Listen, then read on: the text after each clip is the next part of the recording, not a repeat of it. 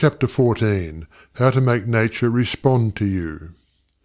It should be steadily borne in mind that there is an intelligence and power in all nature and all space that is always creative and infinitely sensitive and responsive.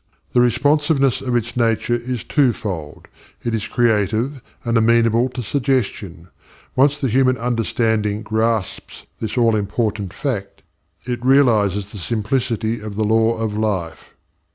All that is necessary is to realize that your mind is a center of divine operation, and consequently contains that within itself which accepts suggestions, and expect all life to respond to your call, and you will find suggestions which tend to the fulfillment of your desire coming to you, not only from your fellow men, but also from the flowers, the grass, the trees, and the rocks, which will enable you to fulfill your heart's desire, if you act upon them in confidence on this physical plane.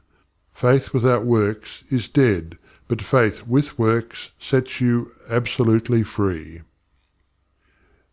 End of chapter 14.